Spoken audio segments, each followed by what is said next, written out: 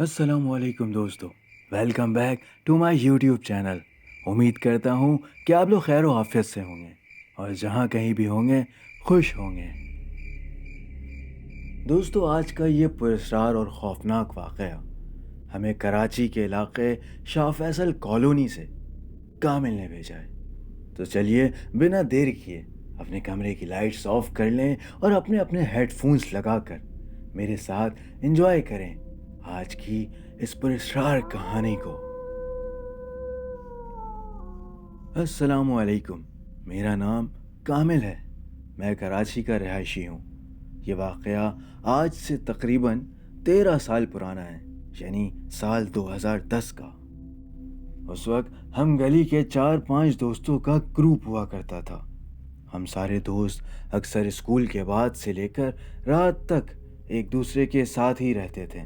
اگرچہ ہمارے اسکولز الگ تھے لیکن کوچنگ سینٹر ایک ہی تھا، اور کوچنگ کے علاوہ نماز کے لیے مسجد ساتھ آنا جانا اور شام میں آؤٹ ڈورز گیم کھیلنا جیسے کرکٹ وغیرہ کھیلنا ہماری روٹین کا حصہ ہوا کرتا تھا۔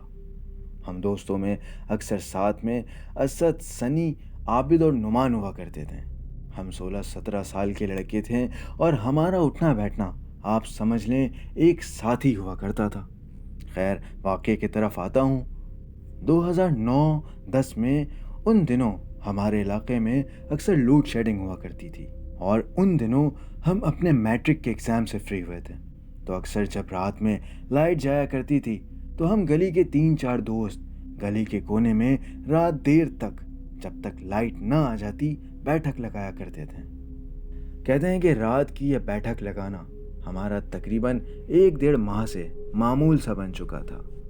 ایک دن اسی طرح میں، سنی، اسد اور عابد بیٹھے تھے۔ ہلکی ہلکی سردی پڑ رہی تھی تو ہم نے گلی کے ایک کونے میں آگ لگا لی۔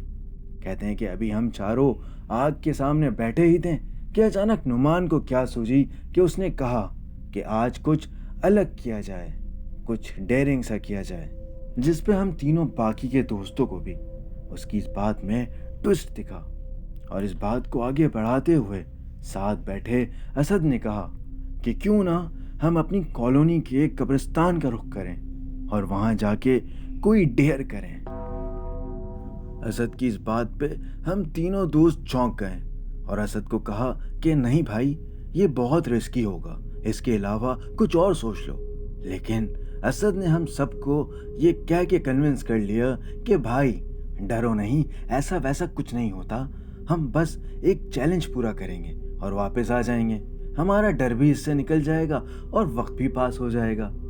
بلال، اس کی اس بات کے بعد ہم سارے دوستوں نے اس کی بات مان لی، لیکن اس وقت میرا دل بہت ڈر رہا تھا کیونکہ اس وقت رات کے کچھ 12 بج رہے تھے اور لائٹ کے آنے میں ابھی پورا 1 گھنٹہ باقی تھا۔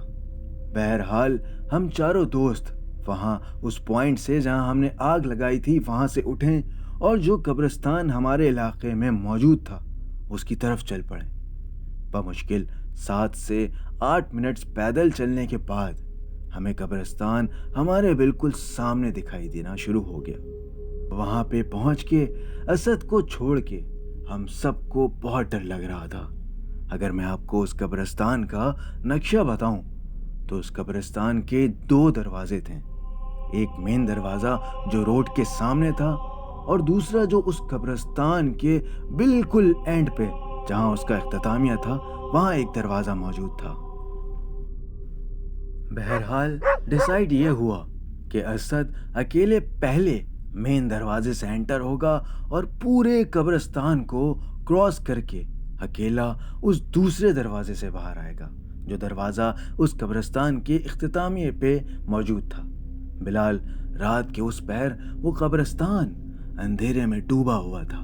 علاقے کی بجلی تو پہلے سے ہی گئی ہوئی تھی تو ہر سو اندھیرا ہی اندھیرا تھا، نہ روڈ پہ گاڑیاں تھیں اور نہ ہی کوئی انسان۔ سیزن کی نئی نئی سردی پڑ رہی تھی۔ کہیں دور قبرستان میں کسی جگہ سے دھواں اٹھتا ہوا نظر آتا تو کبھی دور سے کتوں کے بھونکنے کی آواز آتی، الغرض کہ وہ پورا ماحول ایک دم خوفناک اور پراسرار معلوم ہو رہا تھا۔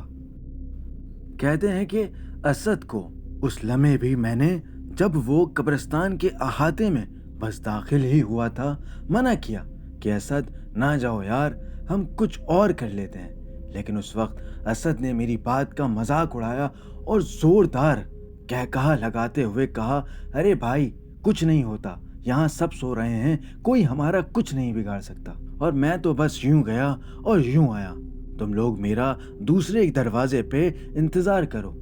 उसने बस ये कहा और उस कब्रिस्तान के अंदर दाखिल हो गया और हम बाहर के रास्ते से होते हुए कब्रिस्तान के दूसरे दरवाजे की तरफ जाने लगे। बिलाल, वो कब्रिस्तान काफ़ी बड़ा और गुंजान था।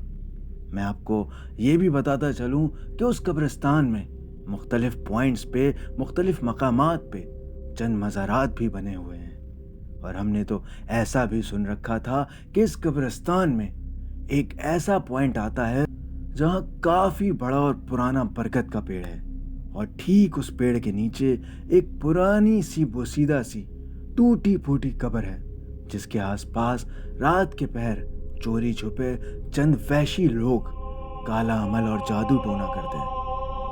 खैर, हमें अभी बाहर की तरफ से चलते हुए 5 मिनट ही हुए थे कि अचानक हमें कब्रिस्तान के अंदर से एक चीख की आवाज़ सुनाई थी। अब अल्लाह जाने वो चीख किसकी थी, हमें ये तो नहीं पता चल सका, लेकिन उस वक्त हमें असद की काफ़ी फिक्र हो रही थी। और अगर सच बताऊं तो हम तीनों दोस्तों को कब्रिस्तान के बाहर इस तरह चलते हुए डर लग रहा था, तो फिर असद उसे भी शायद डर लग रहा हो, क्योंकि वो तो कब्रिस्तान के अंदर ही था। खैर, मज़ीद 2 से 3 मिनट चलने के बाद हम कब्रिस्तान के पीछे वाले दरवाजे की तरफ पहुंच गए और वहां पहुंचने के बाद असद का इंतज़ार करने लगे। जब तकरीबन 5 मिनट मज़ीद और गुजर गए और असद नहीं आया तो हमें काफ़ी तशवीश हुई। हमने उस दरवाजे से अंदर झांकना शुरू किया, लेकिन फिर भी हमें असद कहीं नहीं दिखाई दिया। हम तीनों दोस्त उस वक्त काफ़ी परेशान हो गए थे, क्योंकि अब तक तो असद को आ जाना चाहिए था। अभी हम इसी परेशानी और सोच में थे कि अब हमें क्या करना चाहिए कि इतने में असद हमें सामने कब्रिस्तान से आता दिखाई दिया। उसे देख के हमारी जान में जान आई। हमने उससे पूछा कि यार असद, इतना टाइम कैसे लग गया तुम्हें? तुम ठीक तो हो ना? तुम्हें डर तो नहीं लगा ज़्यादा? और वो आवाज़ किस चीज़ की थी? असद ने हमारे इन सवालात के उछाल करने पे हमें कुछ न कहा और बस साथ चलता हुआ घर की तरफ जाने लगा। हमें उस वक्त असद का बिहेवियर थोड़ा सा स्ट्रेंज तो लगा, लेकिन हमने सोचा कि शायद ये डर गया है और थक भी गया होगा, तो बेहतर होगा कि हम घर की तरफ ही चलें। अभी हम घर की तरफ ही जा रहे थे कि इतने में हमारे एरिया की लाइट्स भी आ गई। हम सब अपनी गली में एंटर होने के बाद अपने अपने घर पे हम सब अपनी गली में एक साथ एंटर होने के बाद अपने अपने घर की तरफ चले गए। कहते हैं कि मैं रात को अपने घर में सो रहा था कि कुछ 3 बजे मेरे घर की बैल जोर जोर से बजना स्टार्ट हो गई। मैं और घर वाले जब गेट पे पहुंचे तो सामने असद के घर वाले काफ़ी परेशान खड़े दिखाई दे रहे थे। वो पूछ रहे थे कि बेटा, असद को कहीं देखा है? वो उस वक्त से अभी तक घर नहीं आया। हम लोगों ने आसपास हर जगह देख लिया, लेकिन हमें असद कहीं नहीं मिल रहा। क्या तुम्हें और तुम लोगों के दीगर दोस्तों को पता है कि असद कहाँ होगा? उस वक्त मुझे कुछ समझ नहीं आ रहा था कि आखिर असद कहाँ गया होगा। मैंने असद के घर वालों को कहा कि वो तो हमारे साथ वापस गली के अंदर तक आया था और इसके बाद तो उसे वापस घर ही आना चाहिए था। बहरहाल हमने उस वक्त से लेकर सुबह तक असद को हर जगह ढूंढा, हत्ता कि उस कब्रिस्तान के आसपास और उसके अहाते तक में ढूंढा, मगर हमें असद कहीं नहीं मिला। सुबह होने के बाद मोहल्ले की मसाजिद में ऐलान भी करवाया, दीगर दोस्तों से पता करवाया, आसपास के मुख्तलिफ इलाकों का दौरा भी किया कि कहीं वो आसपास भटक ना गया हो, लेकिन वो 16-17 साल का लड़का हमें कहीं नहीं मिला। बिलाल, आप यकीन करें, दिन से हफ्ते और हफ्तों से अब महीने हो गए थे, لیکن اسد کا کوئی یتا کوئی پتہ نہیں تھا۔ لیکن اس کے گھر والے ہر روز ایک نئی امید کے ساتھ اسے ڈھونڈتے کہ شاید وہ انہیں کہیں مل جائے، لیکن ان کی کئی کاوشوں کے بعد بھی اسد انہیں کہیں نہیں ملا۔ وقت ایسے ہی گزرتا گیا کہ ایک دن اسد کے ایک جاننے والے کو ہمارے علاقے سے دور ایک مزار پہ اسد جیسا بندہ دکھائی دیا۔ کہتے ہیں کہ جب وہ اس کے پاس گیا اس بات کی تصدیق کرنے کے لیے کہ گویا وہ اسد ہے یا کوئی اور، بتاتے ہیں کہ وہ اسد ہی تھا، لیکن اس کا حلیہ بالکل الگ تھلگ سا تھا۔ اس کے بال انتہائی لمبے اور گرد آلودہ ہو رہے تھے۔ اس کی شیو اتنی بڑھ چکی تھی کہ اس کا چہرہ بآسانی سمجھ میں بھی نہیں آ رہا تھا۔ کہتے ہیں کہ اسد کے جاننے والے نے فوراً اسی مزار سے اسد کے گھر والوں کو کال کر کے انہیں وہاں بلایا۔ اس کے گھر والے جب وہاں پہنچے تو انہیں بہت خوشی ہوئی کہ انہیں ان کا بیٹا مل گیا ہے۔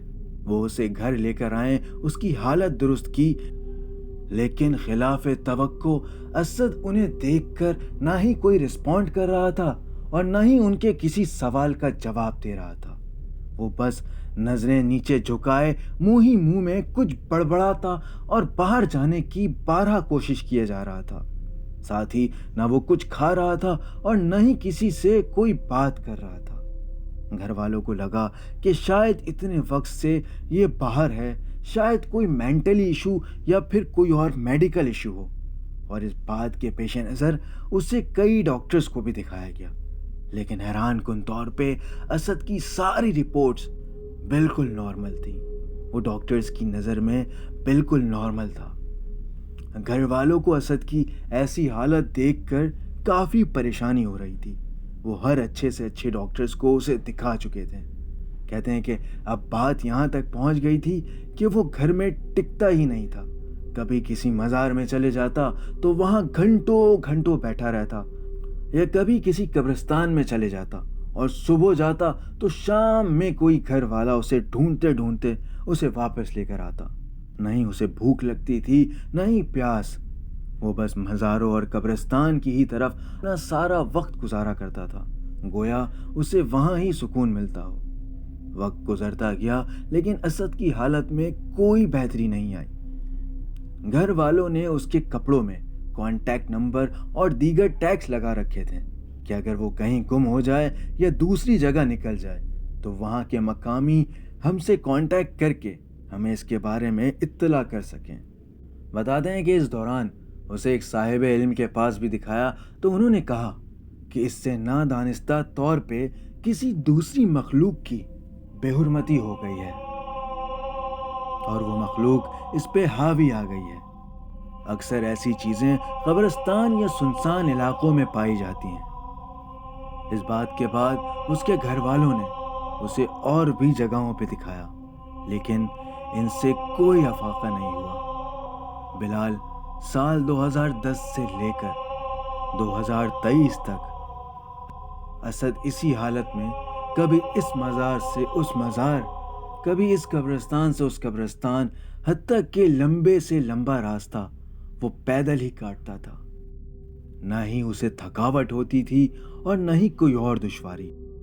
لیکن اس سال تقریباً 2 مہینے پہلے جب وہ 2 دنوں سے گھر نہیں آیا اور کافی ڈھونڈنے کے بعد پتہ چلا کہ وہ اس دنیا سے رخصت ہو چکا ہے، اور اس کی باڈی ہمیں ہمارے علاقے کے اسی قبرستان سے ملی جہاں وہ آج سے 13 سال پہلے کچھ ڈیئرنگ، کچھ الگ تھلگ کرنے کی نیت سے گیا تھا۔